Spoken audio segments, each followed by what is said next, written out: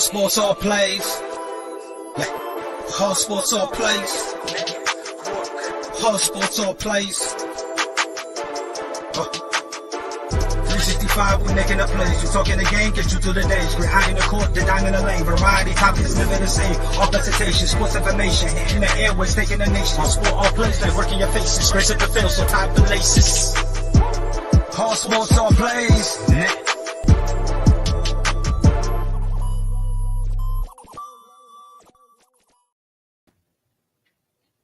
All right, what's happening, everybody? Welcome to the ASAP Afternoon Blitz, Tuesday, July 18, 2023. I'm Gonzo, joined by Frankie C. How's it going, Frankie? What's going on, boys? What's going on? Also joined by Mike Hughes. How's it going, Mike? Frankie called me bad words in the backstage. Yeah, I did. With all respect, though. Respectfully, though. Yeah. Hey, as long as he says respectfully, or it's okay, right? Yeah, as long as it's all right. Well, Frankie brought it up in his headline right there with Ohtani watch. Let's talk about Ohtani to kick the show off. What do you guys think is going to happen with Ohtani? The Angels, you think they're going to trade him at the trade deadline, or are they going to chance losing him for nothing in free agency? Well, I mean, yeah, go I was ahead, going to Mike. say, Go Frank. ahead, No, Mike. I was going to say, Frankie, if you want to take that one, the Yankees are fully on board with that. Yeah, the Yankees are heavily favored right now and heavily aggressive to go after Ohtani if he's made available. But real talk, though, and I said this on Saturday's show on Unscripted, it will be the smarter move for the Angels right now to go ahead and trade Ohtani during the trade deadline. You could get a lot of prospects for Ohtani. You can get some draft picks for Ohtani. You can get a couple of big name players, pitcher wise, for Ohtani. I mean, that would be the smarter move for the Angels rather than wait for the offseason because you know he's not going to re-sign with the Angels, especially if the Angels don't make the playoffs again. He's not going to want to re-sign with them, no matter how much Mike Trout is going to try and bring him back. I'm pretty sure Shohei's going to look at Mike Trout and say, man, you can't even stay on the field yourself, so why am I going to stay here? And with the Angels on doing that, they're not going to gain anything out of it. You know, like he's going to go into free agency and a bunch of teams, Yankees, Cubs, Reds, Orioles, all of them, they're all going to just go after him, and the Angels aren't going to get nothing in return for that. So the best move for the Angels right now is to trade him by the trade deadline and get a bunch of prospects out of it, couple of draft picks, couple of big name pitchers or relievers. You know, get yourself in a good position right now to get rid of Ohtani.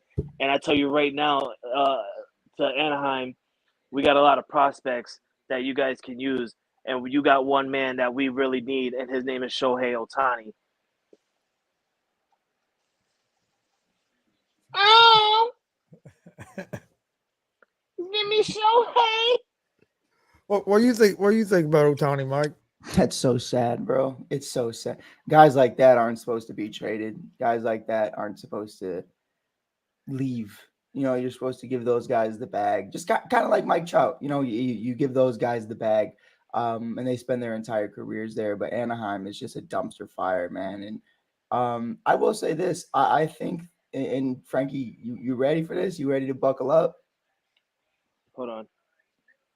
I need to hear the click of the belt. Click. Okay. I'm buckled up. I think the Angels will win the World Series shortly. Not in a year or two span, but very shortly after trading for trading Shohei Ohtani because of what you're going to get for him. I think you're going to get top of the line guys. And I think that's really going to be a big part of why they're trading him is because of what kind of haul you're actually getting in return. If this was just like a Carlos Rodon, a Justin Verlander, a Max Scherzer kind of guy, like, okay, cool. Like, you're going to get some pieces for him, but not a lot. When you get a guy like Shohei, who's leading in every offensive category that you could potentially have, and he has a 3.50 ERA, which was like a 2.50 ERA before the last couple of starts when he had that blister.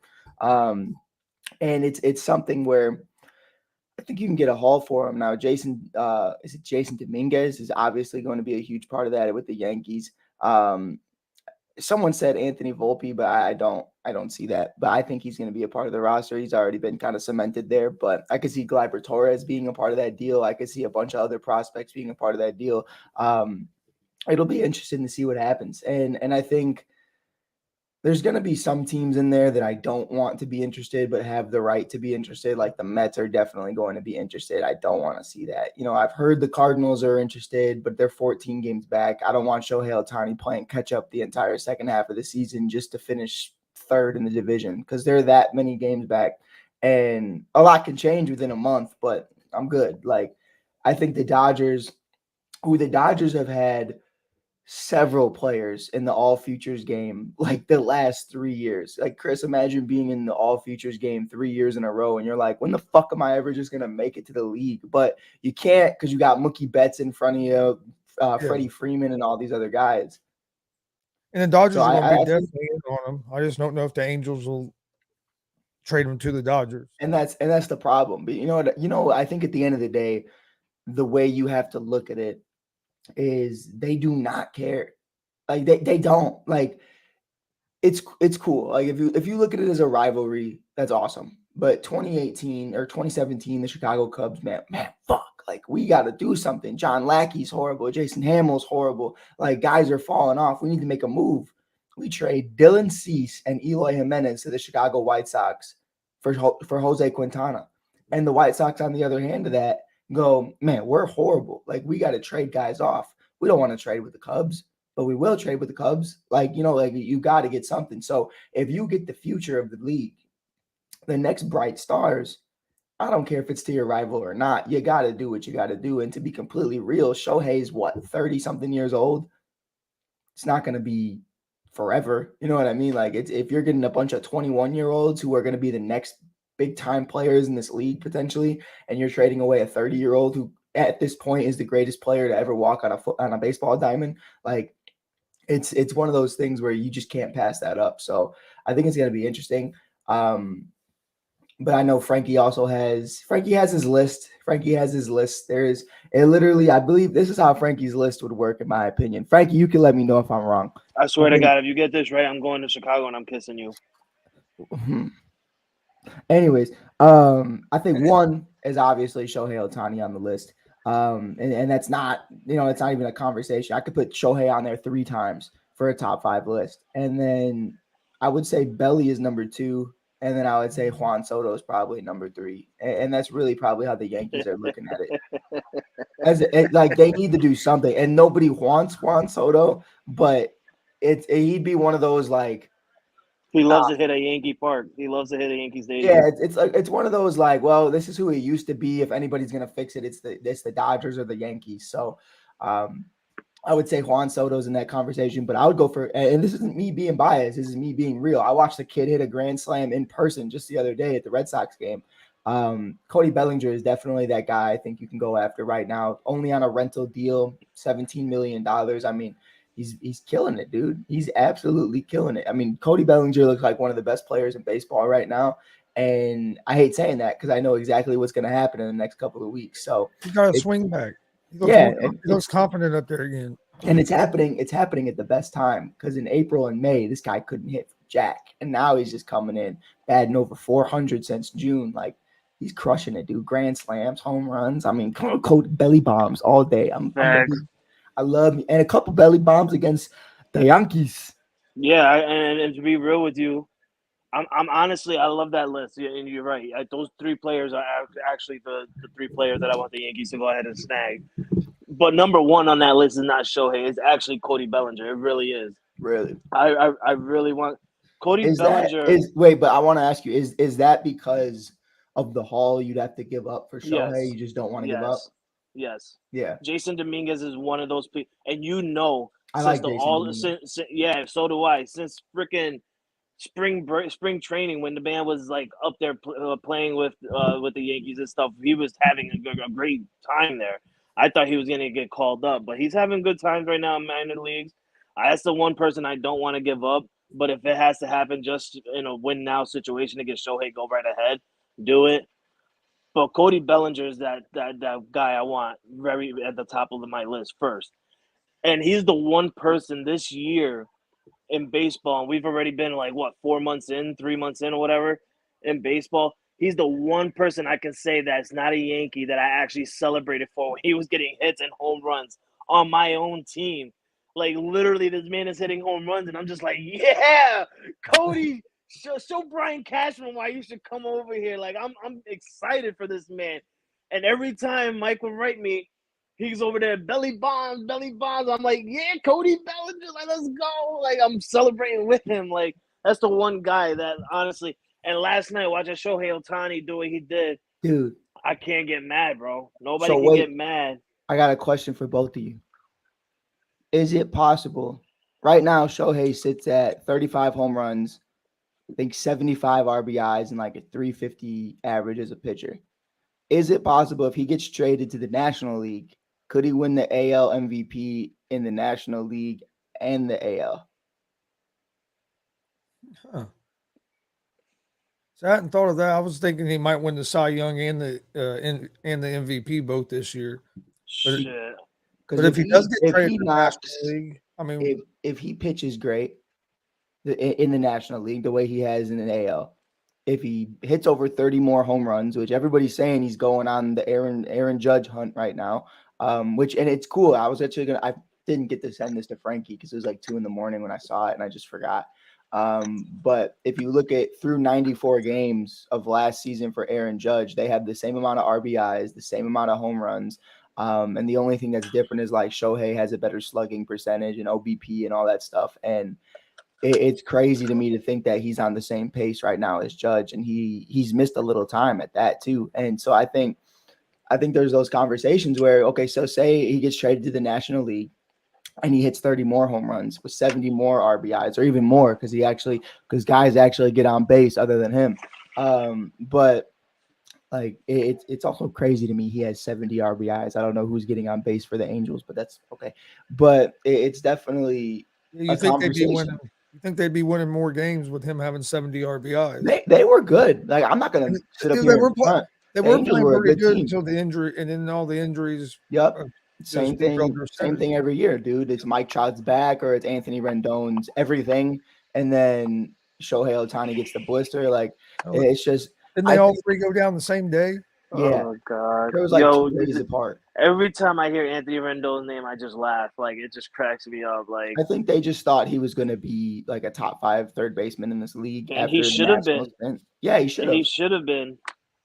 It's just unfortunate. I don't know what happened to that. I mean, you know what though? Like, that's ball. You know what I mean? Like, you can't, like Juan Soto, man. Juan Soto's in the same situation right now. He's like 24, and it's like you saw how he came into this league at 21 years old, wins a world championship in his first year, and then the next year he looks like one of the best players in baseball. Now the kid looks like he can't fucking hit water if he fell off of a boat, and it's like it's just something where it's just ball, dude. Like, it's the beauty in the game, man. Well, yeah, so especially baseball. Sometimes you lose that confidence a little bit at the plate, and you go through them slumps, and then you see guys turn it around. You see guys that figure it out and turn it back around. Yeah, 100%. I don't know if you guys have noticed, but this year in baseball, all of like the best players that are up there, Aaron Judge and Juan Soto, Bryce Harper, all of them guys are not having the year like that we all expected them to have. Shohei is literally the only guy up there that's obviously continuing doing what he's doing because he's the best. To me, he's the best. Like, I don't care what anybody says. But like all those other big name players are having like a kind of a terrible season compared to last year. It's got something to do with like the baseball rule changes. It's got something to do with the time clock. Does it got something to do with, we know injuries all the time with those players and stuff like that. But this year's baseball is looking kind of different to me with these bigger name players than last year did. Yeah, definitely. I don't know. It's just like a lot of it this year is also name value. Like, I love Cody, and Cody's great. But Cody Bellinger is also name value still at the end of the day. You know what I mean? Like, you really don't know what version of him you're going to get. So I think even Juan Soto's a name value kind of guy. Now, I mean, the entire San Diego Padres roster is name value of guys of Fernando Tatis Jr. and obviously Xander Bogaerts and Juan Soto and Yu Darvish and Blake Snell. These guys are like, if you were to tell me this 3 years ago that these guys are on a roster, I'd be like, dude, they're going undefeated. Like, they're not going to lose a game. And now you look at these guys, you're like, Blake Snell is cheese. Yu Darvish is awful after they got Victor Caratini away. And it's like, you know, you have these Xander Bogaerts is, I'll let pride handle that another day, but wow. Jeez, Zooey mama. But it's definitely something where you have to look at it for what it is and understand, like, these guys, how good are they really? And again, I'm not trying to be biased here, but the team that has the most pieces to trade away is the Chicago Cubs yet again, because we do that every single year. We become masters of just grabbing guys in free agency and flipping them at the deadline. And we have a list right now of guys that we're going to trade away. We got bullpen arms available. We got starters. We got, oh my God, we got Cody Bellinger. Like, what are we talking about? Like, we're at a point with the Cubs right now. I'm going to try to find the list. I have it somewhere. I was actually going to send it to Gonzo and say, unfortunately, I think this needs to be a topic. And it's definitely something where I really don't even know what to say. It says, this is from Michael Cerami. He said, this is who the Cubs are expected to trade: Cody Bellinger, Marcus Stroman, Mark Leiter Jr., Michael Fulmer, Julian Merriweather, Kyle Hendricks, Drew Smiley, and Mike Talkman. Wow.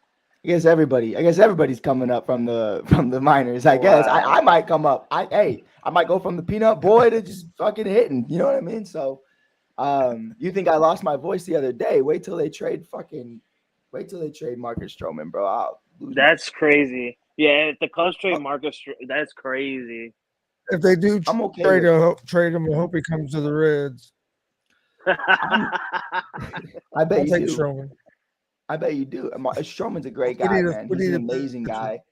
The part that hurts is, like, Marcus Stroman has made it so clear that he wants to remain a Chicago Cub, like, openly. And everybody does, in a sense. You know, that's how they get the leverage. They try to get the fans to demand you to trade him, or demand you to re-sign him, that is. And I think it just feels genuine when he talks about it, and he wants to stay here and he wants to be a part of this. He's either a great actor or he's so sincere. And I think the way I look at it, I look exactly what Frankie did in 2016. And I think that's the conversation you need to have with Marcus Stroman if I'm the Chicago Cubs. I think you need to say, listen, we're not winning this year. We want you to win this year. We want you to go up there and go, whether it's to LA or Houston or the Reds or the Yankees, wherever you go. We want to get top prospects or top quality players in return for you, while you go out and chase a championship, get some playoff contention, go do what you got to do. You know what I mean? Get some more playoff experience. And then at the end of the year, we'd love to have you back.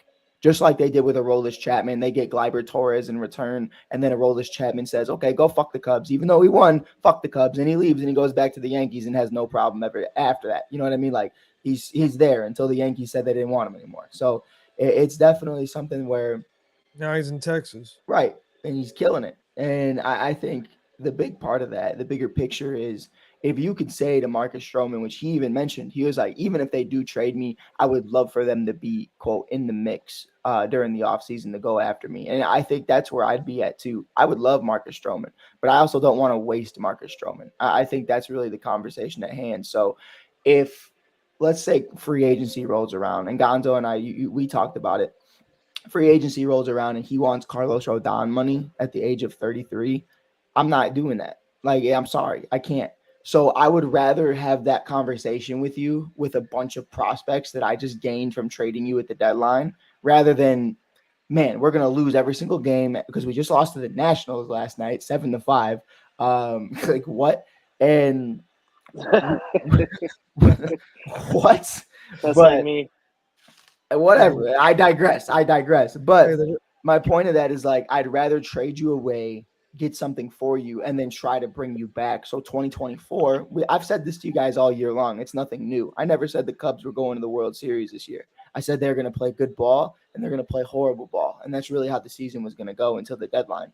Then I even told Frankie, at the deadline, I have no idea what that roster is even going to look like, so I'm not going to speak on it. But 2024, Pete Crow Armstrong, Kevin Alcantara, a bunch of other prospects, Matt Mervis, they're all expected to come up. Jordan Wicks, Cade Horton, like some dogs, dude. And it's coming fast. And if these guys can add more to that with guys who are ready now, we're talking the Dodgers, like the all futures guys. If they're out on Ohtani, cool. Here's Marcus Stroman. Because I know you're missing Walker Buehler right now. You know, Mike, you still work at Wrigley? No, fuck that job. I quit. Fuck that job. Did you quit? Yeah. Are you sure? Well, you want to know what happened? It's weird. I thought you had an email. I'll explain exactly what happened. So I was like, man, I think I'm going to quit. I was like, you know what I'm going to do? I'm going to not come into work on Friday. So I didn't come into work on Friday because I was like, I need a day. I need a day or I'm going to walk in there and quit. So I took a day. And then the next day they were like, yeah, we're letting you go. And I was like, oh, cool. That's how I replied, Frankie. Oh, that's cool. I quit. That's how I said. I was like, you guys didn't notice I wasn't here today? Like, that's cool. I was on the show with Frankie. I didn't even care. I was like, oh, yeah. They probably saw my live and they were like, yo, this motherfucker should be at work right now. I am at work. I'm at my ASAP job. Sorry. There were a couple peanuts with my name on it that I didn't pick up. My bad, bro. Trade deadline is going to be interesting. That's what I want to ask you, Gonzo. You know, we know how Frankie feels, and we all know how I feel about it. How do you feel about it? Like, where are the Reds at? Is stock up? Are we buyers? Are we just hanging out? To the Yankees. If they go after anything, I think it would be pitching. That's why I did say if Stroman was available, you might see him be in the market for something like that. But just give me Ellie De La Cruz, and we got to do him. Oh no! Yeah, give up Ellie. Yeah. Can't give up Ellie. But the problem with the Reds right now is we say they need pitching, which they did in the first half of the season. But now since the All-Star break, our pitching look good, but our bats have been dead. I remember. Remember you were talking about that with Pops, right? You were talking about that with Pops in the beginning of the season. You were like, yeah, this bullpen sucks. And then like May rolled around. And I remember Pops looked at you and he was like, this bullpen's pretty good. And I was like, wait, what? I thought they were horrible, Pops. And then now our hitting since the All-Star break's been terrible. We went 27 innings without scoring a run. And then we finally did score a run, but we still lost the game 3-2 or something like that. So we're 0-4 coming out of the All-Star break. Or 0-3. 0-3. We didn't lose. We're 0-3 coming out of the All-Star break. We didn't lose last night. That game is still – we have to finish it today. Got suspended for weather. We'll finish I don't want to hear nothing about bad hitting or not scoring. My team is up there with bad hitting and not scoring. I think my girl's watching this. Sheesh. Oh, man, my voice is gone. Before the All-Star break, we were one of the best hitting teams in baseball, and then since the All-Star break, our bats have been cold. So hopefully we can get back on track. Do you think a big part of that is just such a young and inexperienced team is like just going through the highs and the lows? Because like I've played on a bunch of teams where like, you know, and it's weird when you're an adult man and you're playing like independent ball. When I played in Iowa for a little bit, it was funny because you have like 35-year-olds on the team and you're like 18 and they're like, they talk to you and they're like, yo, listen, like this is most of them were like Dominican. So like, I have no idea what they were saying, but I understood like what he was trying to say. And it's like, they try to have those conversations with you. Like, yo, like sometimes when everybody's so young around you, it's a problem because nobody knows how to fix these situations. Nobody knows how to respond. Nobody knows how to keep their head up. So when you have veterans on this team outside of just Joey Votto, I think you're in a much better situation. And, you know, it's difficult, man. And do you think at the deadline, if anything, you guys are going to go after maybe some veteran pieces just to kind of be in the ball club? I don't think they will. I think if they do, I think it's going to be a veteran pitcher. I don't think they will positional wise. I think they're pretty set positional wise, and they just brought another rookie up yesterday, Encarnacion. So what are you offering me for Marcus Stroman then, Gonzo? Man, just shoot me something. You know, hey, I'll let you shoot me something. Frankie can shoot me something for Bellinger, and at the end of the day, I'll probably say yes. I think it'd be prospect. I think it'd be prospects. I need names of these prospects, bro. I don't need your I'd have I don't to- need your 30th ranked. I Yeah, don't you're need not. your 30th ranked prospect, Gonzo. We'll give you a couple draft picks. I don't even think you can do that. That's not even how that works. You Can't do that major league. Frankie, you can't trade draft picks, right? That's no. Nah, you Nah. can't do that. I wish you could do that. It would make things a lot more interesting, to be honest.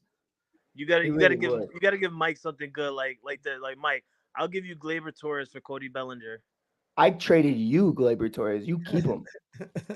I don't want them, dude. I don't want them. Let me look at something before we change topics. Let me just look at the Reds prospects. Let me just see what's up. That's trying to give up Marte. I don't know if I want to give up Marte. I wouldn't be mad about it. This is for Marcus, or is this for Cody? This is for Marcus, right, Pops? All right, Gonzo. Yeah. Let me look. I don't know if I want to give up Marte. All right, so here's what I'll do. All right, you're coming to the Don right now. You know, you're talking to me. I'm talking to you. You know what I mean? Don't laugh at me. You laughing at the Don, bro. What are you doing? I'll get you killed. But all right, check it out. Cam Collier, number 3 prospect for the Reds, third baseman. His ETA is 2025. Cubs need a third baseman really bad in the farm system. Just another guy other than James Triantos, because it's really short. If something happens to James Triantos, the Cubs are fucked. Like, that's just what it is. Oh no, Marte plays third too. You know what, Pops? You come over here. I would do one of them, because if I was the Reds, just because the Reds have so many third basemen and shortstop right now on their damn roster. Yeah, I would take Marte for Marcus Stroman. Marte and maybe just a couple other guys, like low end guys, not big. You know, I'm not asking for the farm, but just a couple low end guys, maybe like Connor Phillips, Jay Allen. That's a weird name. But yeah, you know what? I definitely would do that deal, Pops, but you totally hung out with a bunch of Hispanic guys at a park instead of hanging out with me in Chicago. So yeah, man, you didn't come visit me when you were in town. You didn't come visit Rob Scott. So I'll have to respectfully decline your offer just because I'm petty. But yeah, I appreciate you for tuning in today, though. Sorry. And that's one thing with the Reds. So I could see them doing something like that, because they do have so many damn infielders. We're stacked on the left, especially the left side of the infield with McLean, Steer, Dele Cruz. And you have and that's not even Carnacion they just brought up is another guy that can play third. So I mean, they have a lot of. I'm thinking. What would that do though for the team, man? I mean, you got some energy on that team. Like, I love the energy with the Reds, and I think when you look at Ellie De La Cruz, when you look at guys like Marcus Stroman, Hunter Green, like, that team would be probably one of the more exciting teams in baseball. I mean, look at ASAP's very own Landon. Landon was a diehard Cubs fan, and now I look at the ASAP chat every single day, and this kid's posting about the Reds. I don't want kid lives in Kentucky. I don't want to hear shit about Cincinnati. Like, what are we talking about? So that was just a shot, but whatever. You know what? We'll die a Cub. So I think at the end of the day, though, I'm more excited for Frankie. Because I don't get to be excited about my team until like 2024, 2025, when things work out or things don't. I want to be excited for Gonzo, but I've also, in my 23 years, never seen the Reds win anything. So I'm just kind of enjoying the ride. But for Frankie, I think I've seen Judge take batting practice. I've seen him doing his thing. I think he's going to be on his way back. I'm not going to, jinx it, but I think he's on his way back. It's going to be interesting to see what happens. If they can add another outfielder to that mix, I think they're going to be in a really good spot. Or a third baseman, because I realized in the Cubs series how much the Yankees fan base hates Josh Donaldson. Like, they hate this man, like, with a passion. This man goes up to bat and they're booing him in the first inning. Yeah. And it's like, wow. Like, it's bad. Like, people do not rock with him. We hate him so much that we celebrate that he's injured right now. Yeah, like, Frankie, like, I'm sorry, because that's, you know what I mean? But you know what? It's good because he got hurt, and now it's apparently a grade 2, grade 3 calf strain. Apparently, it's a tear. Josh Donaldson saying he thinks Castrate. it's a tear. He thinks it's a tear. He honestly, Josh Donaldson said it out of his mouth himself. He said he thinks it's a tear, and he might be gone for the rest of the season, which is totally fine with me, bro. You're hitting like a 140. Don't care. Okay. Oswald Peraza came up, and the man got on base last night 5 times, 4 walks, 1 Wait, hit. Oswald plays. Where do they put He Oswald? Oswald is normally a shortstop, but Volpe's there. But now he also plays third base, and he also plays second base. So they were putting Donaldson ahead of him all season. Yeah, bro, they put Oswald in minor leagues the entire year. He came up when Josh Donaldson first got on the IR, never or IL. I'm over here talking football. That's all right. IL, and he basically got any playing time. He got sent back to the minor leagues when Josh Donaldson came back. Now Josh Wow. Donaldson is hurt again. They bring him back up, and he didn't start against Colorado. He did come in as a pinch run, but he didn't start. Last night he started against the Angels. He led off. The man saw like 39 pitches get thrown to him. Got on base 5 times, 4 walks, and he got a single. He's also stole a base. Got to third on a wild throw, and still scored a run as well. So Oswald Peraza is actually showing Aaron Boone and showing the Yankees like, hey yo, y'all should have called me up a long time ago. Yeah, dude. I mean, it's not even you should have called me up. It's you never should have brought me down. I feel like Oswald really proved himself at the end of last year that when he came up in that small sample size, and even in the playoffs, he kind of had that same mentality. So I didn't know about that just because I haven't been following the Yankees too hard. But I have been wondering why Frankie hasn't been talking about him. I just figured he just wasn't doing anything, and it's just what it is. But that's wild. It's a big part of why Josh Donaldson's playing though is because he gets paid all that money. So it is what it is. Yeah, it's definitely his last year as a Yankee. But look at the Cubs, Frankie. The Cubs signed David Bodie to like an $80 million deal, and then the year later he was trash. So we've stuck him in the minors for like 4. He's the richest man in Iowa, bro. He's. I'm just done with the Yankees getting old players. Like, stop signing old players to like crazy deals. You're giving Josh Donaldson all this money. The man hasn't showed up since 2015. He hasn't played good since 2015. He really hasn't. And you're giving him all this money, and now he's collecting money just sitting on the bench with a broken calf. Like, okay, congratulations. That's cool. Nice. Right? Exactly. And then you got Giancarlo Stanton over there. I talk all my shit about Giancarlo. Y'all guys know this. I've been off the Giancarlo train for 3 years now. I got Mike over there during the Cubs series, like talking trash and then shutting his mouth because Giancarlo hit a blast. And then he's over there, trying to get me to get back. Two blasts. And he's over there trying to get me to go back onto the Stanton train. I'm over here like, oh, maybe I should. Who was? No, I didn't. No, not I. I'm glad I didn't because last night the man went 0 for 4 with like 4 strikeouts. Like, bro, I laugh every time this man gets up to the batter box because everybody's so excited thinking he's gonna hit a home run. They walked the man because they had an open base against Colorado and they walked him. Why you walked him? He's trash. You could strike him out. I hate Giancarlo. I'm tired of him. They need to get him out of New York as well. Yeah, fuck him. Facts. Bring up some young stuff. You see what Volpe's doing. You see what Oswald Cabrera's doing. You see what Peraza's doing. Like, bring up some young studs. These guys are hungry. They want to play. They want to win. And you guys aren't believing in them. No, you want to go ahead and believe in these 35-year-old broken legs, broken backs, broken hips, and with not even getting broken bats because they're not getting no hits. You want to believe on them. That's mind-blowing to me. It's pissing me off. I'm getting tired of it. Bring me Shohei. See, and Cody. And that's why I'm excited with the Reds because we have so many young players. But I also do think it would help to have a little bit of a veteran on there. But I don't think the Reds are going to make that move. I think they're going to stay more pat or maybe go after a pitcher. But what, like Mike was saying about being excited, I'm excited for the Reds, but I'm also cautious because being such a young team, how are these young guys, these rookies, going to hold up the whole season? Right. Like they were hot the first half. Are we going to be able to stay hot during the second half like that? Or is there going to be a big fall off because we're not used to playing this many games? Yeah. But it'll be interesting to see. So, and then I think even next year we should be even better because we got even some more prospects coming up. But so I don't think they'll make a big move. But I'm just more interested if like McLean steer Deli Cruz, can they keep this level of play up for the second half of the season? And I think that will play big on what the Reds do next year. Yeah, I think there's spurts to it too. You know what I mean? Like, not everybody's going to be here for the next 5 to 10 years at the level of what you're playing. Like, I remember to bring in the Cubs into it, Rizzo, Bryant, Baez, Contreras, Russell, Schwarber, like some big young studs, bro. They all came up around the same time.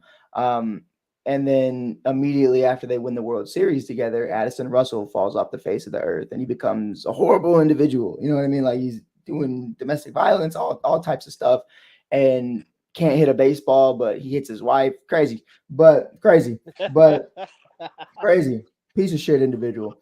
But and then Kyle Schwarber obviously went through what he went through before he finally got back onto where he needs to be. And, Chris Bryant, after 2016, falls off the face of the earth. He was the guy. He was the face of Chicago. He won in his rookie of the year, goes to the NLCS. Next year, wins a World Series, wins the MVP, wins a Silver Slugger, one of the best third basemen in baseball. 2017, he's pretty good. 2018, falls off the face of the earth. He's never recovered. You know what I mean? And really, Anthony Rizzo is the only one that's really still, even right now, he's struggling. And it's come later into his career, but it's No, just a it's little because bit. it's because he had a steroid using freak go ahead and almost kill him. Ever since then, he wasn't the same, Mike. The man, you said it yourself in the beginning of the year, the man was having an MVP caliber season as a first baseman. I just said he's struggling a little bit right now. That's all I said. He was hitting the 309. He was 11 home runs.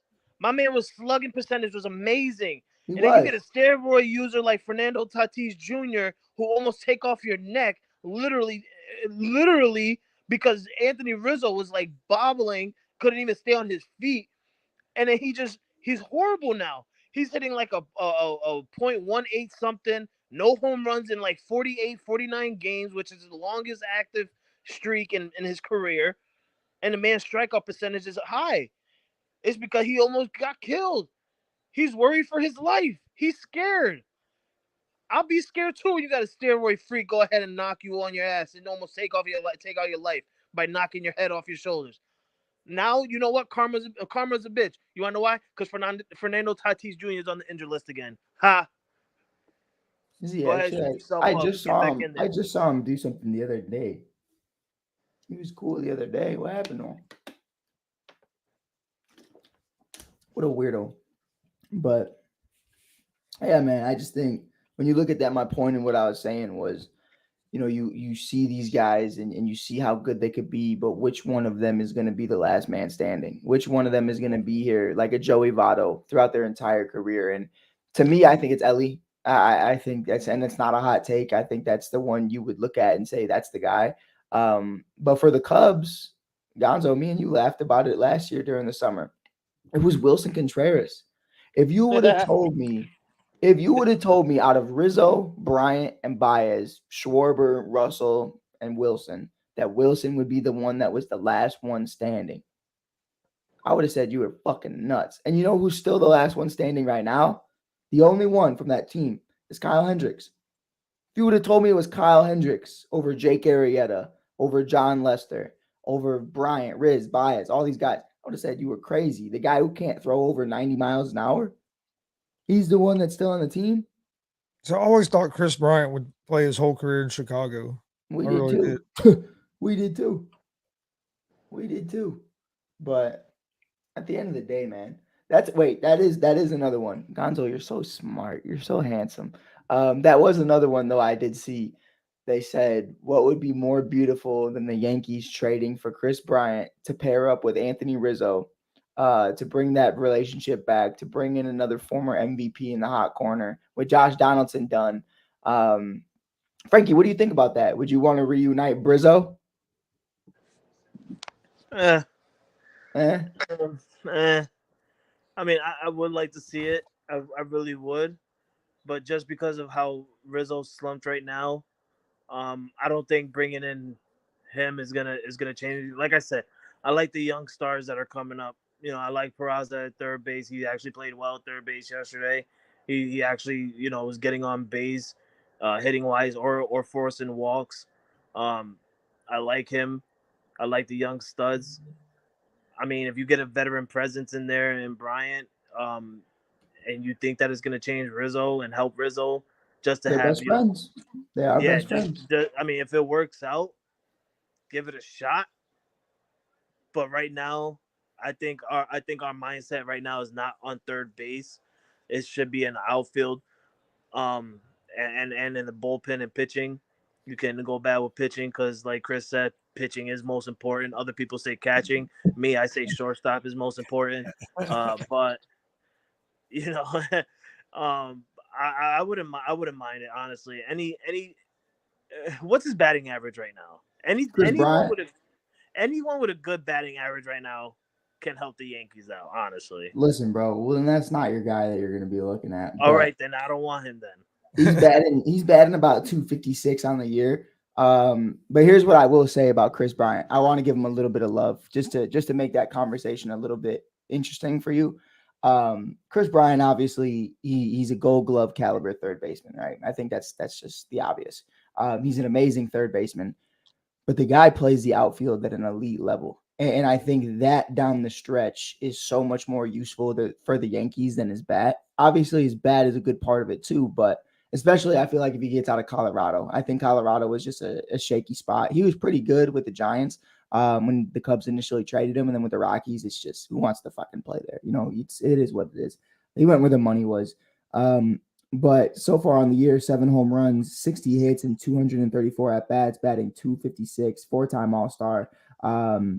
He's doing his thing, man. He's doing his thing. And I think the big thing with me with Chris and really breaking down like who he is as a person is how you have to look at who he's going to be and what he could potentially be with Aaron Judge, Anthony Rizzo, Stanton, Torres, and Volpe all in this lineup, even Oswald and them if they could find a spot for him. So I think that's really the way I'm looking at it right now. Like he has 21 RBIs on the year. Now, Frankie, is that the fault of Chris Bryant or is that the fault of everybody on the fucking Colorado Rockies? Like that you can't get on base.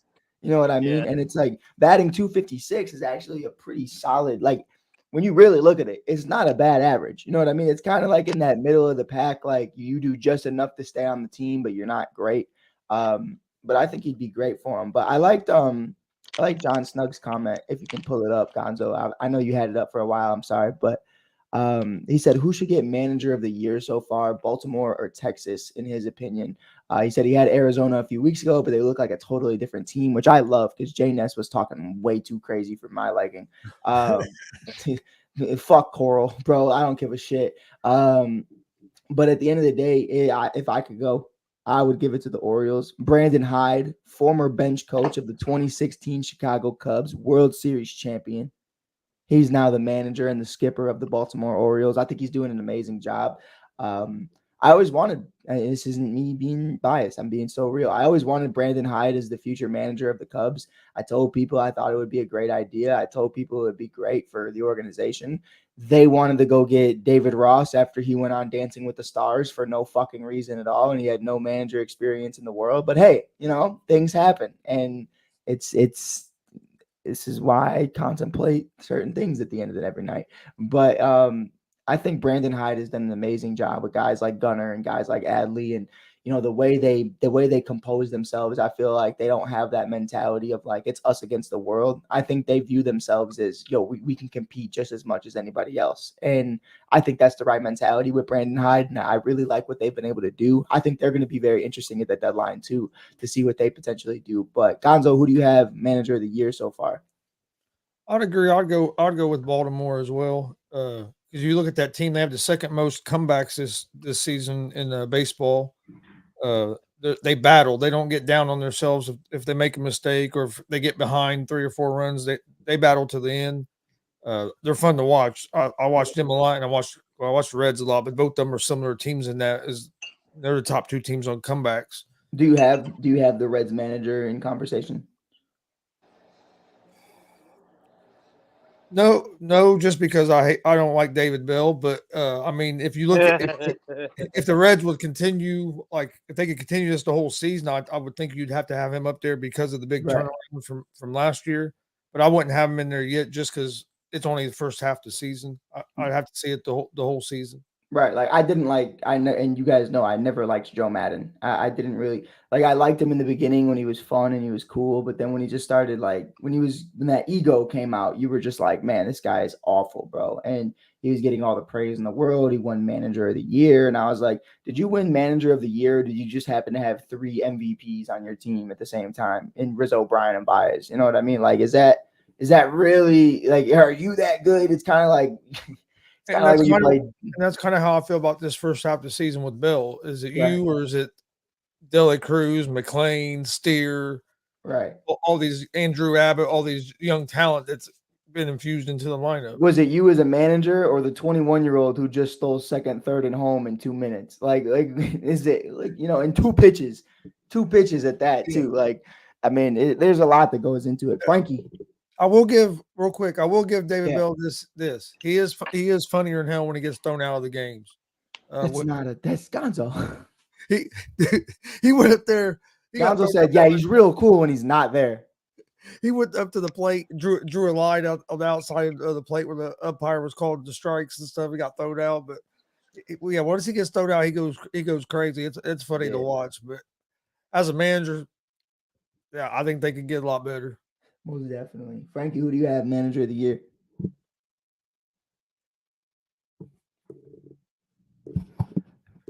This segment has been brought to you by Frankie rolling up a joint. We're sorry. We asked him a question. He wasn't here. Gonzo, you can carry on to the next topic until Frankie comes back. So, I know what he's doing right now. He's such an asshole. Oh, man. Well, besides Otani, do you think there's going to be any other maybe big name players that will get traded at trade deadline that we haven't talked about yet? Oh, we talked about them. You know what I mean? Like they all belong to the Chicago Cubs for the most part. Frankie, but no, I do think a big one is obviously Marcus Stroman. I think the Stro show going somewhere is going to be very beneficial to whoever grabs him.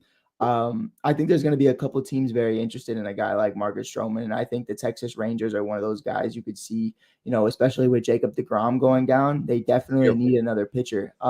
Obviously, Walker Buehler hasn't been here all season for the Los Angeles Dodgers.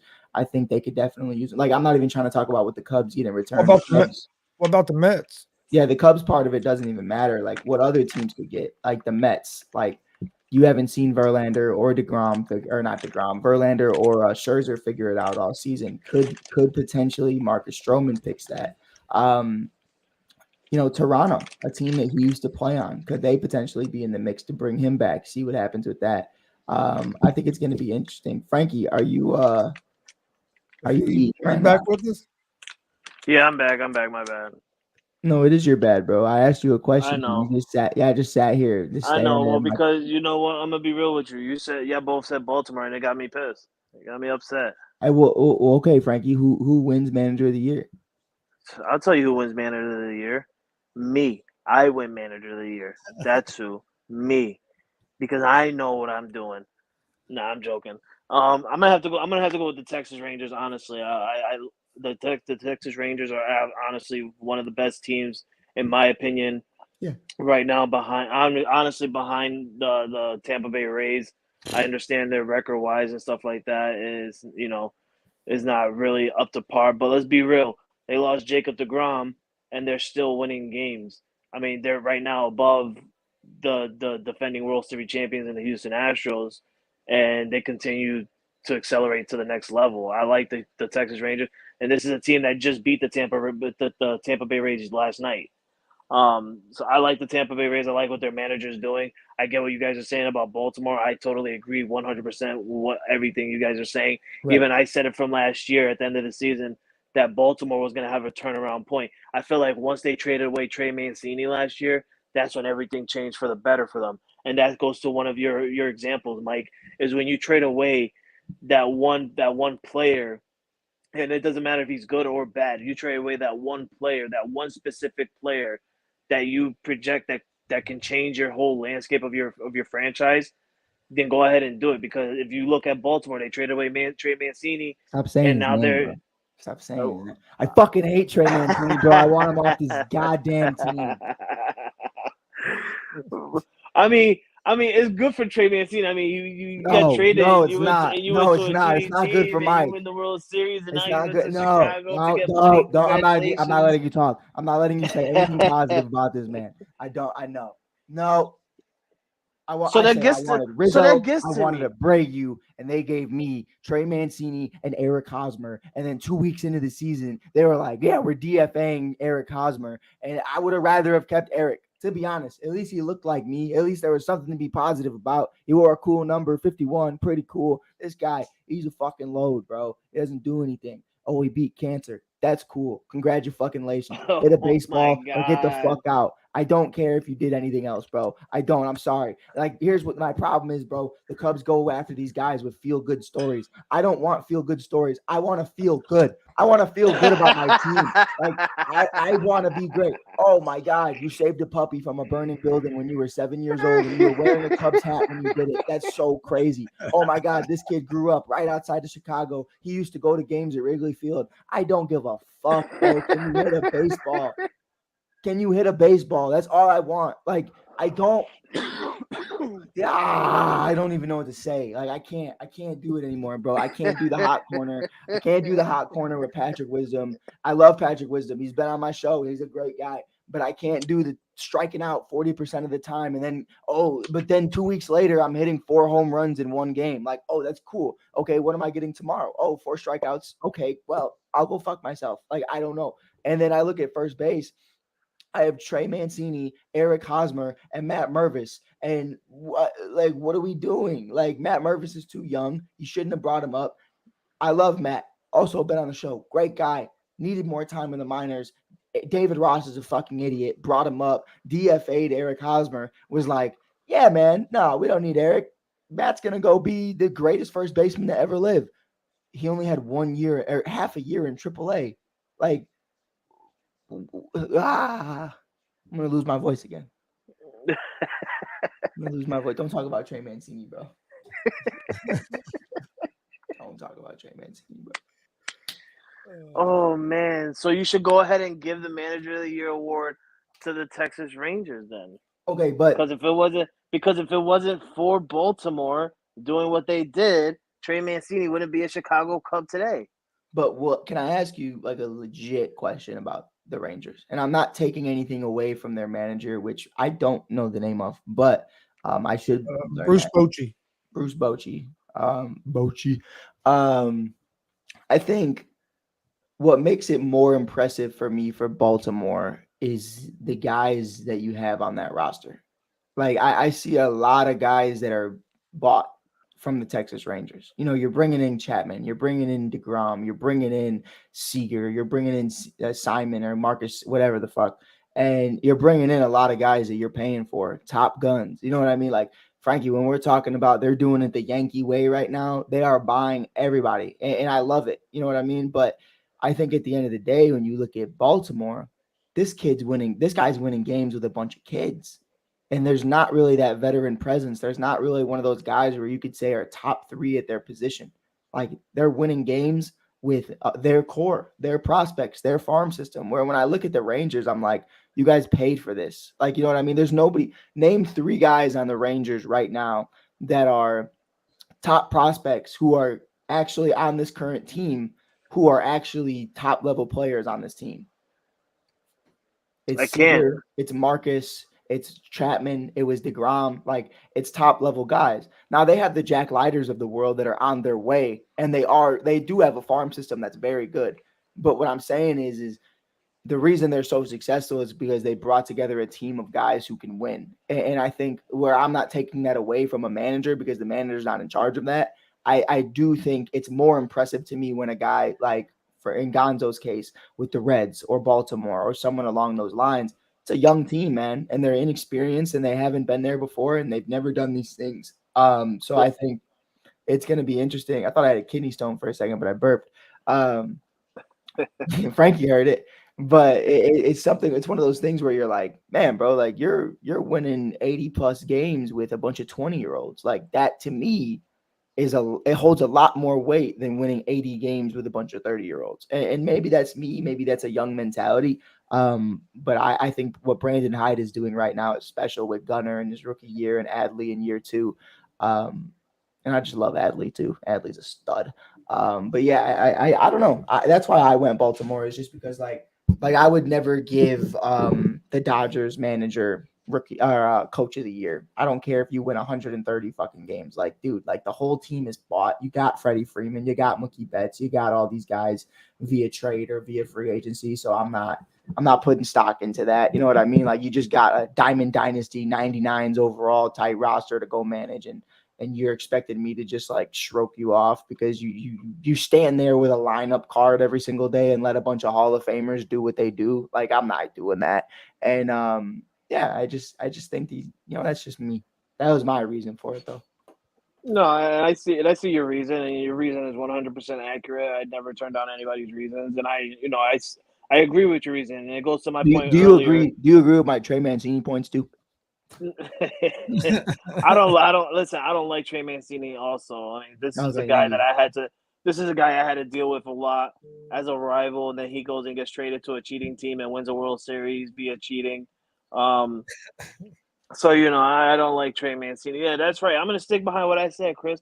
The Houston Astros cheated in the World Series last year. It just hasn't been announced just yet. It'll take a couple of years. It's still under investigations, but they cheated, and they cheated. One pitcher was using something real sticky in his hands, and he was wiping it off every time before getting checked. We've seen that. And then you got another person who was using illegal bats. We've seen that too. But we're not going to mention it. We're going to let Gonzo was using an illegal bat. we're gonna let the sports world of investigators go ahead and investigate that. But I do agree with what Mike is saying, and I can't say that he's not wrong, because like I said with the Yankees earlier, you got these young people that are hungry, that wants to win and wants to show you what they can do, and when you give them the opportunity, they're gonna do that. They're gonna show you. Look at Oswald Peraza. Look at Oswaldo Cabrera. Look at Anthony Volpe. I mean, there'll be some games where they're not getting hits. There'll be a time where they have a little slump. But these men when they get their hits, they're on fire. They continue to see the pitches. They continue to hit the ball. They continue to steal you bases. They're young. Their legs are young. They're hungry. They want to win, and they want to show the world like, I'm this good. I've been in the minor leagues for so long. I should have been called up a long time ago. So I see what Mike is saying, and I agree with what Mike is saying. It's just in my view. I think the Texas Rangers, they've been in the bottom for so long that now that they're on the top, I feel like their manager has finally changed that team around. I mean, let's be real. How many managers have they been through since they last been a winning playoff team? Matter of fact. Yeah. Sometimes I look at myself in the picture and I think I'm bigger than Josh Donaldson. I think the last time the Rangers was had a manager that was winning, he was on cocaine. Man, who's not on cocaine though nowadays? I mean, anyways, then that came out, and then it was like they went downhill again. You want to know my young man thought of the day, since we got some time today, right, Gonzo? We got like 30 minutes left of the show. Who cares? Listen, when I was a kid, I used to think like cocaine was like horrible. I thought nobody did cocaine. No, but and this is I've never done it. I've never done it, never will. Now I can't even eat cheese, bro, without my stomach hurting. Never gonna be that kind of guy. But when I got older and I started realizing, like, I worked at a Menards for a while, and one time I walked in the bathroom and I saw all my managers just like by the sink, just hanging out, and I was like, oh man, like this is like normal. Like adults just do cocaine. Like it's a weird fucking thing. I know this is a sports show, but I'm just saying, as a young man, I've learned very quickly in the inner city that, hey man, a lot of people do cocaine that you wouldn't think would do. Like I know kids that I grew up with that like do cocaine now, and it's like life's weird, bro. You guys are weird. It's food for thought. And when Jay Ness runs this back, I want you to know that Gonzo was the first person on the show to say cocaine, so I don't want to be yelled at first. If I'm yelled at, I want Gonzo on the call as well. But yeah, that was my young man thought of the day. For Where What do you guys think about DeAndre Hopkins going to the Titans? Dude. Shut the. Why you gotta bring that up? That's like 3 days old, bro. Don't bring that Like, shit up. Don't no, bring it up. Don't even talk we about it. definitely, No, no, got to no. talk I'm not about gonna it. let you. I'm not gonna let you talk about it. No. I Well, will how end the about this? stream How right about this, now. Frankie? How about this? I had a feeling this was going to happen.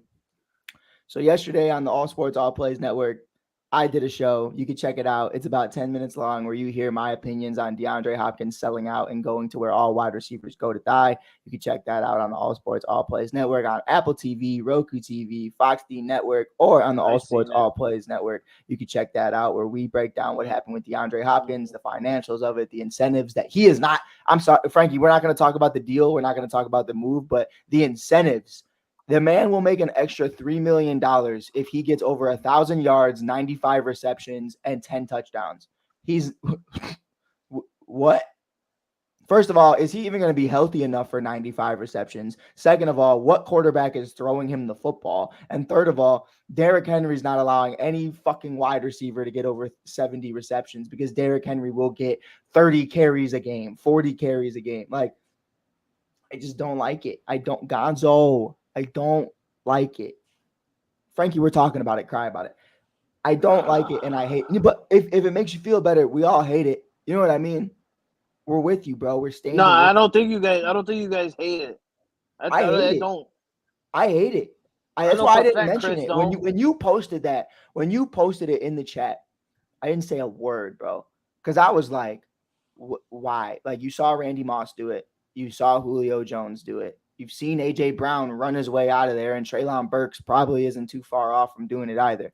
Like, Gonzo, I want your take on it really quick because I want Frankie to go last because I know he's got something to say. I'm not saying shit. But it's saying nothing to saying something, so I'm happy. If Frankie doesn't say nothing, then you know he's pissed. But I think, man, it's like, all right, so in his career since 2013, DeAndre Hopkins from the NFL alone has a career earnings of over $100 million. I think that's a good spot to be in. Now, endorsements and everything else that comes with that, I'd say he probably makes a little over $200 million. You know what I mean? Depending on all the endorsements over the years, autographs, whatever. And when you look at that and you go, okay, so financially you're secure, bro, as long as you spend your money right. You know, I know he takes care of his mom who's blind and you know, he's got a lot on his plate. He has his own family as well. And Boo-hoo.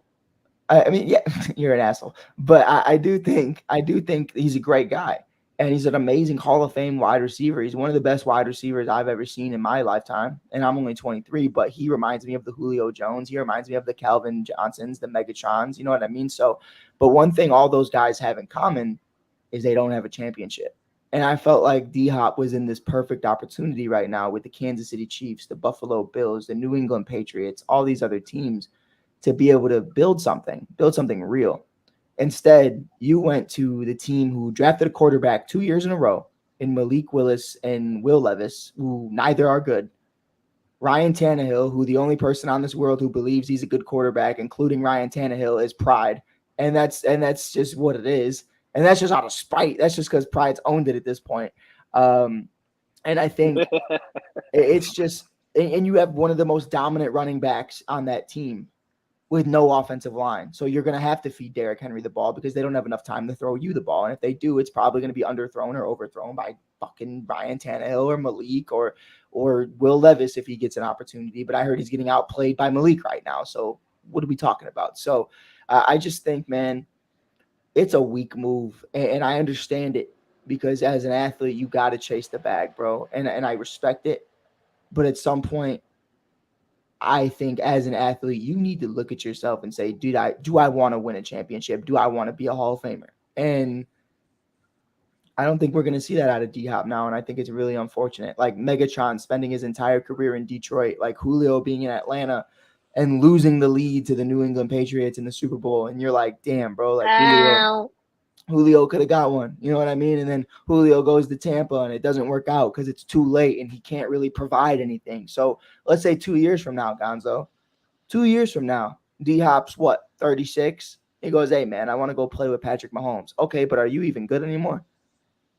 You know what I mean? Like, you already have been injured the last several years. You just got caught on steroids a year before.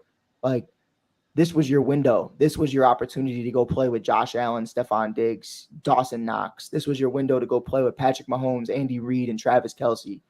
Even Mac Jones and Bill Belichick. See what you could potentially do there. Could you bring back New England? Like, you went to Tennessee, bro. The only thing I like in Tennessee is Randy Jowers and Derrick Rose.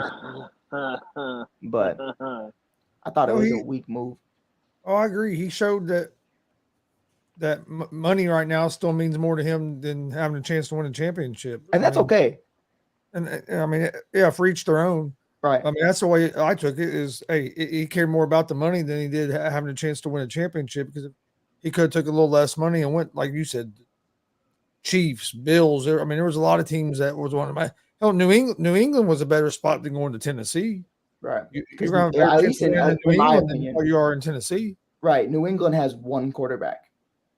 I'm a firm believer, if you have multiple quarterbacks, you have no quarterbacks in this day and age. Now, there's the rarities, obviously, like with Frankie, you know, you have Bledsoe and you have Brady as his backup. But, like, when you're drafting a quarterback 2 years in a row, okay, so the first one you had to replace Ryan didn't work out. So now we have to draft this motherfucker to replace both of them. And now Malik is the one you drafted first is outplaying the one you drafted second. And you're like, wow. It's just, Frankie, anything? What? Nope. I ain't saying shit.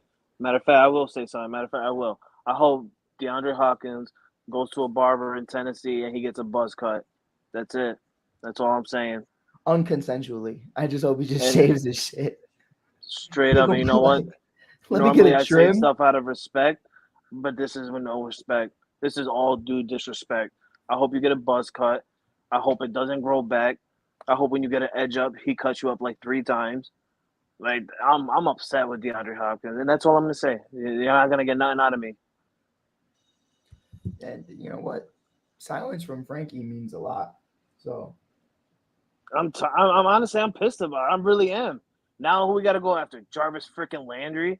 That's like the best person left that's on the market. I'm not going to go after Kenny Golladay. The man can't stay healthy. So who else is next? Like, it's mind-blowing. If I'm Bill Belichick at this point, just ride with what you got. Believe in Mac Jones, because I believe in Mac Jones. Now that we have an offensive coordinator, I feel like Mac Jones is going to be really good. He wasn't good last year because we didn't have an offensive guy to run the offensive coordinator plays. But when he had Josh McDaniels, he was actually good. The man threw for almost 4,000 yards. His touchdown interception ratio wasn't as bad as it was last year. This time around with Bill O'Brien as an actual offensive guy and an offensive coordinator, I feel like, you know, Mac Jones is going to be good. I feel like he'll be fine. But D-Hop would have been that one perfect fit for the Patriots to contend with the AFC East. And now it's like, we got to figure out what we could do. Let's figure out what we can do. That's why I told you to draft Jordan Addison, but you didn't. Frankie, let me ask you this, just because this has been a topic I've heard people ask. If New England doesn't make the playoffs this year, is Belichick on the hot seat? I heard this. Everybody's been asking me that. Even our guy Tony, who I like to call Jeffrey Dahmer 2.0, even he's asked me that. And you know, like, I honestly, I hate to say it. I did say last year that Robert Kraft was literally in Bill Belichick's ear, like straight up telling him, "We're not doing this shit anymore. You got to go out there. You got to get an offensive guy. You got to get someone who can run this offense really well. Like, go out and get somebody. We're not running this shit again." Right. So, like, just hearing and seeing Robert Kraft do that with Bill Belichick kind of tells me that Robert Kraft isn't playing this game no more. This is a man who's used to success. He had Tom Brady bring him to the Super Bowl many times, won him 6 of those Super Bowls. So he wants this franchise to continue succeeding on what we were before. Robert Kraft is he's still not used to it, because let's be real, when he became owner of the New England Patriots was right when their time, like, he was going to the Super Bowl with Drew Bledsoe, but he didn't win him. And then we get Tom Brady, and Tom Brady goes to the Super Bowl, and he's actually winning them. So it's like he's always dealt with success. Right. And he hasn't been in the level that he is in now. He was happy the first year we had Mac Jones because we got to the playoffs. But last year is where it's like he looked at that first year with Mac Jones, and he's like, okay, we had a good record, but we got obliterated by the freaking Bills in the playoffs. Like, why? It happens. The year before that, it happens. Yeah, it does. It does. The year before that, we have Cam Newton, and we're trash. We lose games where we should have won, but we didn't. But we were trash. Yeah, that was bad. And then following last year, where we were just absolutely horrible because we had no actual offensive guy to run our offensive plays. You got two former head coaches that got fired within literally a 3-year span of each other. Like, why? It's just mind blowing to me. So it's kind of like Bill Belichick is showing Robert Kraft like he doesn't have that in him anymore to like be like, I'm already. Bill Belichick is like, I'm already successful, so what the hell? Like, I don't care. Bill will still go down as a top 3 coach of all time. Exactly. And I think that's something. But Frankie, to me, I think of it kind of like Phil Jackson. You know what I mean? Like Phil Jackson, when Mike left, it's a very different conversation. So what he needed was that Kobe Shaq duo to really rejuvenate that and to have the next man up. And I think in Bill's case, it's really interesting how he hasn't been able to put a roster together. And I think that's the part that's tricky to me. And the part that I don't really understand is, I told you this around the draft time. I said they need to draft Jordan Addison. They need to draft a wide receiver. They have to. And you kept telling me, and this isn't no shot at you, because you as a fan, as a New England fan, have the right to feel that way about D-Hop, about anybody. You said, no, we're going to get one of the big names in free agency, and that's how we'll do it. And I said, you know what? Cool. I believe you.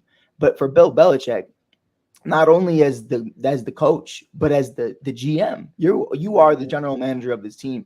Why can you not put together an offense? Why do you care so much solely on this defense that you can't even put together an offensive line for these guys that are legitimate? You can't draft.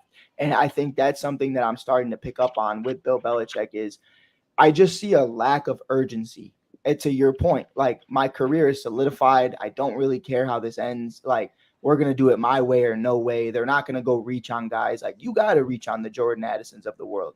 And the reason for that is because guys like D-Hop are going to obviously go after the money. And that's something where if the New England Patriots had drafted Jordan Addison or any wide receiver in the first couple of rounds, I would look at Frankie right now and say, I think they're still in a better position than they were in last year. But now I look at them and I go, they extended a wide receiver that they really shouldn't have extended. They brought in a wide receiver that's okay, but he's not great. And I think Mac Jones has been set up for another year of failure. And not that he's going to fail, but he's been set up to not succeed. And that's really something to be really disappointed in if you're Mac Jones, because it's like, I came to this organization where whatever Tom Brady wanted, he got it.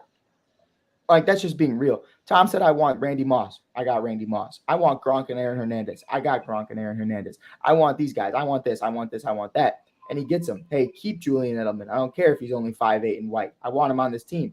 And it worked out because Tom knew what he was doing. With Mac, it's like, all I'm asking for is a wide receiver, bro. And you just keep bringing me running backs. And that's something that I think is just really unfortunate. And I don't know if that's I don't trust Mac Jones thing. I don't think we're ready for that thing or not. But it doesn't scream to me that you don't trust him, because if you didn't trust him as the general manager, that's Bill Belichick, you would just blow up the whole team and try to get a number 1 pick. You would try to get a Caleb Williams. You would try to get a Sam Howell, a Spencer Rattler, somebody coming out of the draft. Sam Howell's already in the league. I don't know what I was smoking when I said that, but it's definitely something where you have to look at that and say, like, where do you want to be, bro? Because right now it seems like Bill just wants to be the middle of the pack, collect a few more wins before he retires. But I don't know, Frankie. It's just like you're looking for that next gen, and I'm seeing a very huge lack of effort for him to even be interested in bringing in new guys. I agree. I totally agree. If they don't say that they don't make playoffs this year and they don't get rid of him, could you see a scenario where they maybe take away the general manager title from him? I think you would have to. Being a general manager. I think you would have to. But it's hard because he's not on the hot seat as the general manager right now. He's on the hot seat as the coach. So if you're not the general manager or the coach, what are you? But I think he's on the hot seat as a coach because of the general manager moves, not being able to draft. Right. And not like being how able well to would he be doing right now if he wasn't in his own way? Even if he was on the hot seat for the head coaching spot, I still think Robert Kraft will let him go. Like when you're fired, you're fired. You're not getting fired as a head coach and be like, but you could stay on as general manager. No. If you're gonna fire Bill Belichick, I'm pretty sure 100% Bill Belichick's gonna be like, all right, the hell with it, I'm done. Like Robert Kraft can't be like, oh, you're fired, but you're only fired as head coach. Like no, once you're fired, and that's it. If I'm Robert Kraft and you want to let him go after this year and we don't make the playoffs and we have a bad season, I would say go right ahead. Honestly, I feel like our time with the era of Bill Belichick is almost slowly coming to an end. Especially after the Tom Brady thing. I've said it myself. Once Tom Brady was gone, I feel like it was over with. But as a fan, I gotta, I'm kind of like Mike. As a fan, you gotta stick behind your people. You gotta stick behind your team. When Cam Newton came to New England, I was behind Cam Newton, bro. I had a nickname for the Patriots, and I called them the New England Patriots, bro. Like I was standing behind Cam Newton, and then towards the end of the year, I'm like, let this man go. Like Yeah, let him go. He's not yeah. the same. This ain't the And 2015 Cam Newton. Frankie and I are very similar in that way. Like when we brought in Trey Mancini, all I looked at was Trey Mancini in Baltimore. And I said, hey, man, Trey's with me now. Like we're rocking out. Let's see what happens. And then 80 games into the season, skip fucking daddle. Get out of here, guy. Like, I don't care. Like, I'm over it. Like, we can bye-bye. You can go. But it's just definitely one of those things, especially with Cam. Cam was a special guy, man. And Cam reminds me of one of those high schoolers who graduates and then just won't leave the high school. Like he keeps trying to come in and flirt with all the freshmen. Like, get out of here, bro. You're like 19. Get out of here.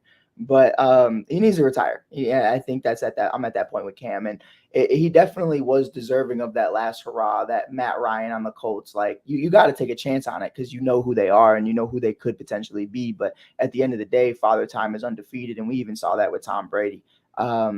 In a much different way. Tom was never that bad, but Tom, you started to see a decline. Tom went from being one of the greats to being an average quarterback, which is still pretty solid. Like Tom could still play if he wanted to play. Like there's no problem. He just chose to get the fuck out of here. Well. Was it really Father Time that caught up with Tom, or was it Father Time or injury time that caught up with all his receivers and linemen?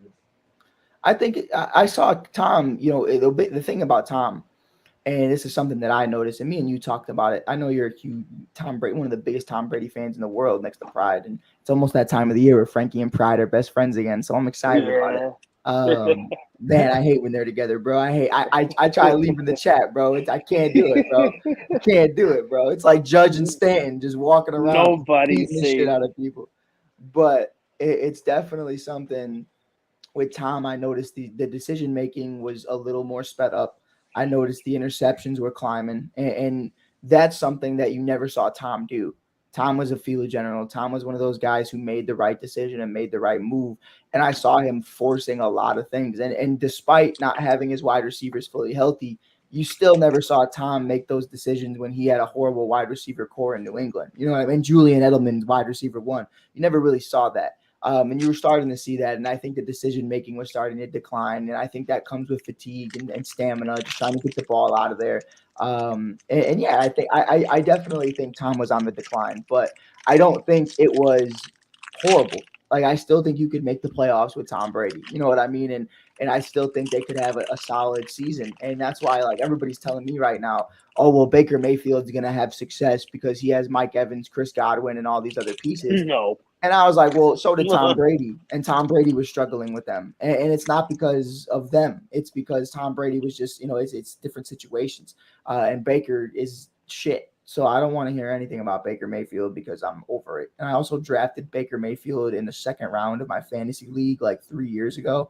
When he was on Cleveland after they remember they went to the AFC Championship and they were like really on their high horse. And I was like, Baker's going to be that dude. He's got Odell back. He's got all these guys. And my friends to this day still talk about it. So, yeah, fuck Baker. Fuck Baker. I don't think Baker's going to do anything. I think the other guy will be starting for Trask. Yeah. I'm not a big Kyle guy. I mean, I watched him at Florida. I'm not a big Trask guy either, but I just think he'll start over yeah, Baker. better. I mean, for what, bro? Like, I've told Frankie this. Like, why are you starting Cam Newton? You know what it is. Like, bring in Mac Jones. For the Bears, we have Nick Foles, Andy Dalton. Why? Throw in Justin Fields. Why? It doesn't matter. Like, that's really what it comes down to. Like, I mean this fully disrespectfully as a coach. I've coached kids. When you coach kids, man, I make sure everybody plays, bro. No matter what, whether we're winning, it's a championship game. Like, if my boy Billy ain't been in the game, he coming in. Like, if Marshawn ain't been in the game, he's coming in. If Marco ain't been in the game, he's coming in. Because everybody needs a moment to say that they were a part of something.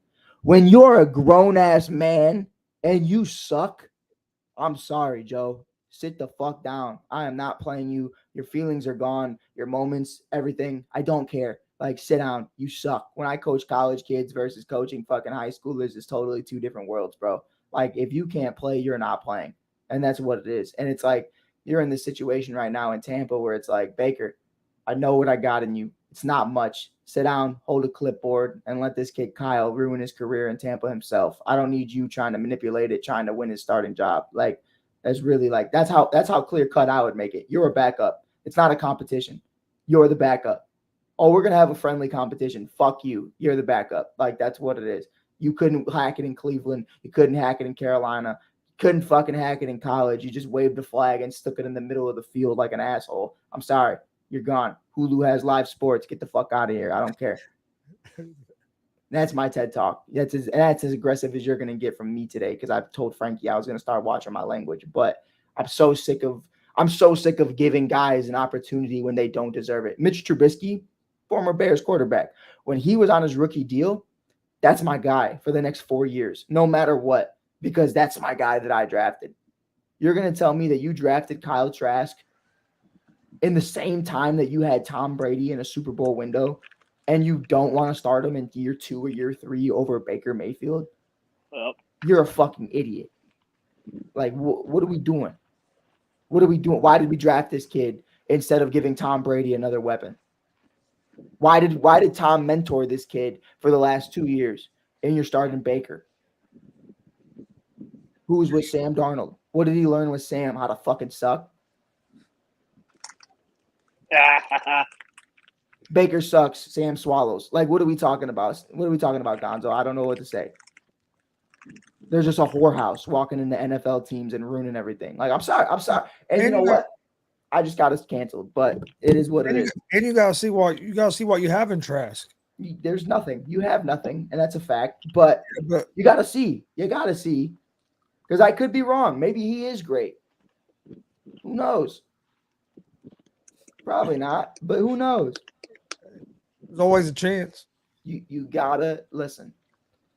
You gotta rock with your guy, even if you're wrong. You gotta, because that's what this sport is, bro. That's what this is. Like I said with Mr. Trubisky, you're here for 4 years.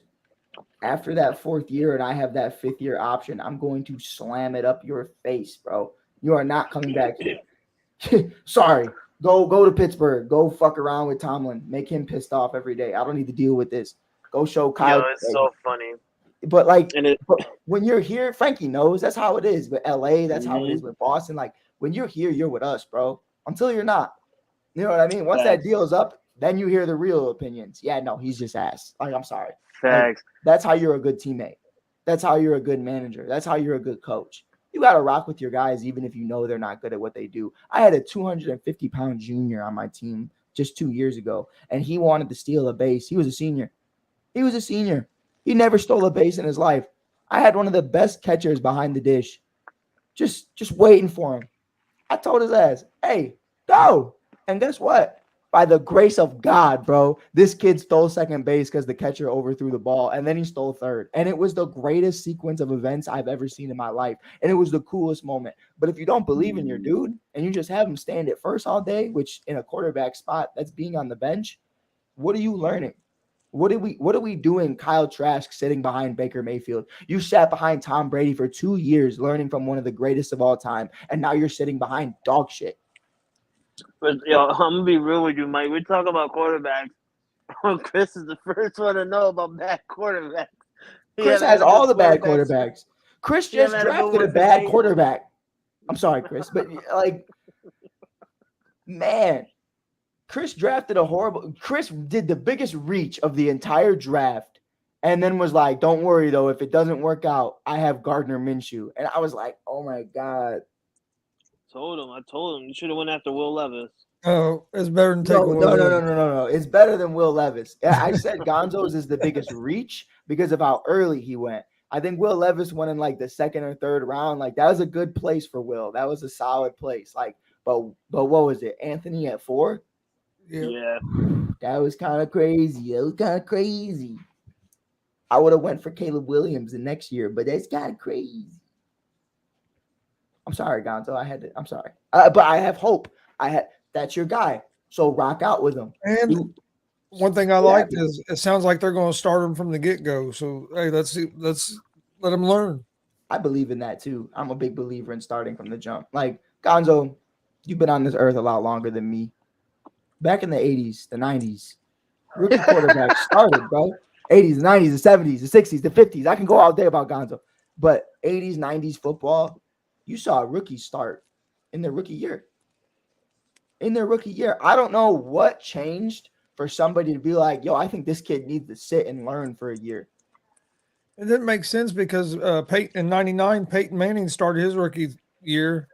Did he have the best rookie season? No, but then the next year the team went from 3-13 to 13-3. Yeah, but then it was like after that, it was like everybody started sitting there, guys. It doesn't make a lot of sense to me. Yeah, it's just like you need to learn. Okay, but you just took me number 1 overall. Let me learn that.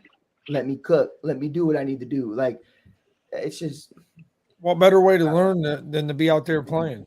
Right. I understand the projects, like the second round guys, the third round guys, the Tom Brady's of the world. Yeah, cool. Like, and if you get an opportunity, you get an opportunity. But if you take me number 1 overall and you start Gardner Minshew, what?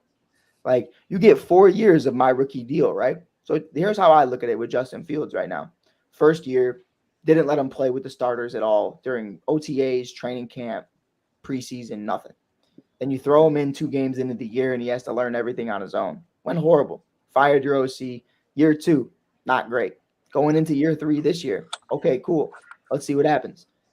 But if I would have just started him from the jump and put him in an opportunity to succeed, I would have 4 years of good tape. If you don't play Anthony Richardson this year for meaningful games, you have 3 years. Pray he doesn't get hurt for one of them, because if he gets hurt for one of them, then you only have 2 years of good tape. And is 2 years enough to know if you deserve one of the highest paying salaries in football? Like, you got to use every game you got to see if this kid's a good player. Even if he sucks, you're learning something. And I'm glad I'm glad you said that, because that also comes to mind with my team and Mac Jones. Now you have Bill O'Brien, who can view tapes from Mac Jones' rookie year and his bad year last year, and you can like literally sit down with Mac Jones and just be like, well, this is what you did right in the first year.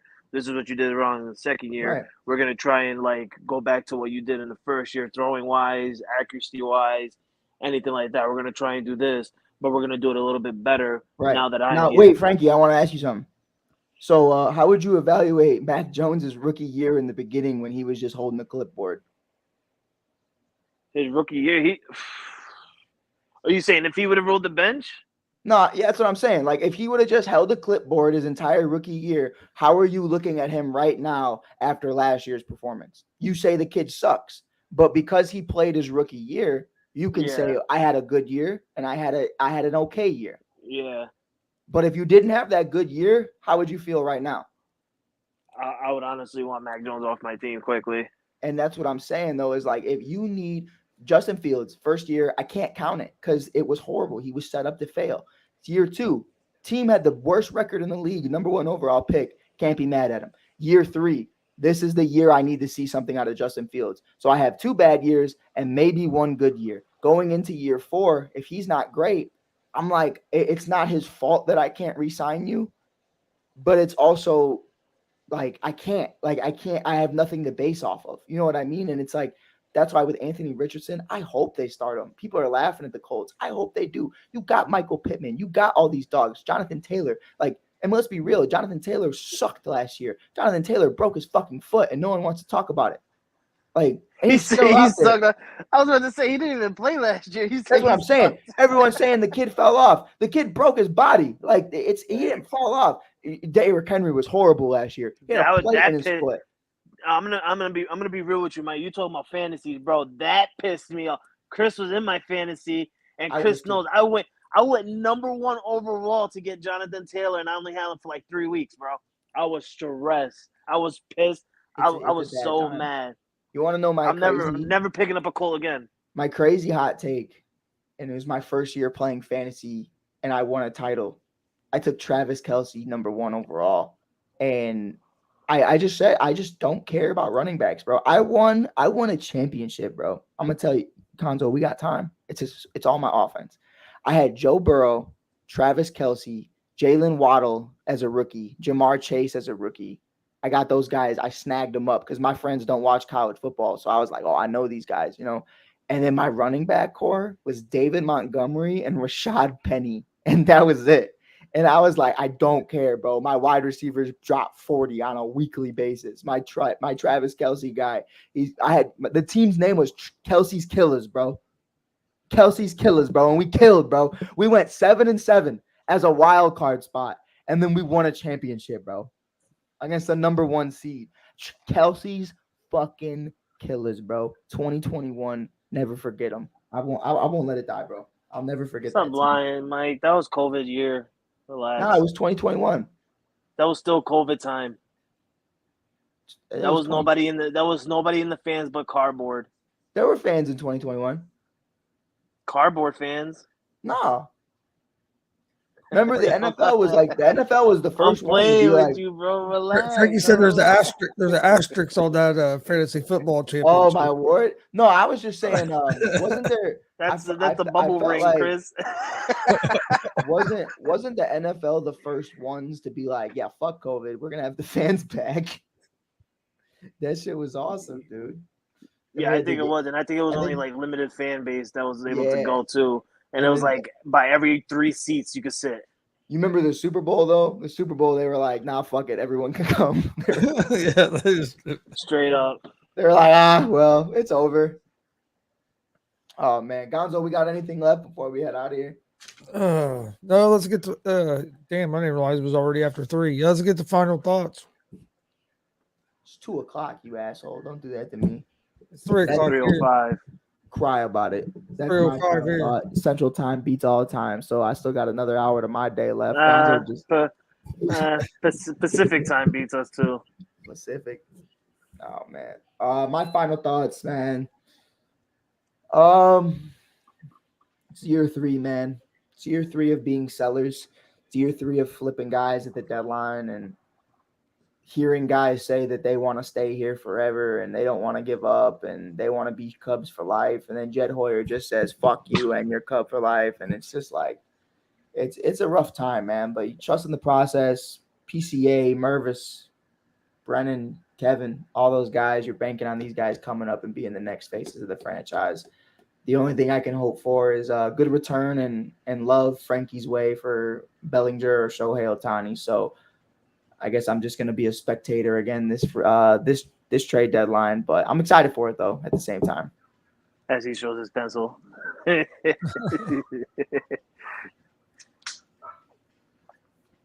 Yeah. Frankie, you got any final thoughts? Yeah. First, I gotta say, it's good to be back here on the afternoon show. I missed it. I haven't been on in a while. I missed you guys. It was nice without you, bro. Yeah, I bet it was. It was But peaceful. secondly, I bet it was too. But secondly, like Mike said, trade deadline coming up. Yankees need to do something. You need to do something now, because right now my hopes is slowly dying. As you guys can see, I changed my name. I changed my picture. I'm on Ohtani watch. Like, I'm slowly dying down. It's like to the point where when the Yankees score runs, I don't even celebrate no more, because it's like, okay, well, how many more innings are they gonna go until they blow it? So I'm hoping that we do something like Mike said, Cody Bellinger. I've been looking at him for a while. Shohei Ohtani, now that he's on the list, hopefully we can do something for him, not give up too much. Also tonight, catch us on Unscripted.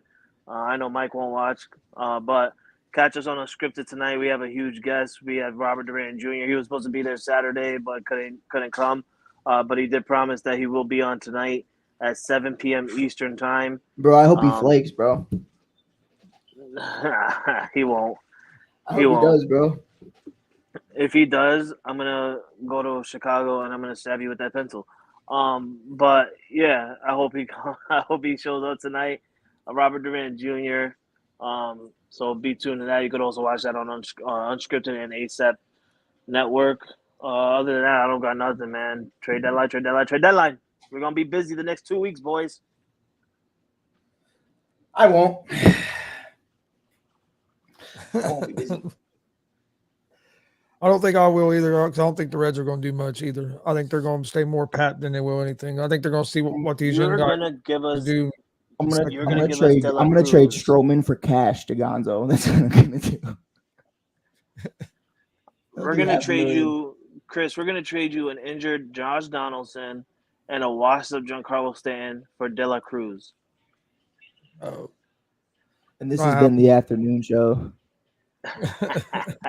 Thank you for listening. Yeah, thanks for watching. We'll see you guys tomorrow, right around 1 o'clock. Hope everybody has a great day.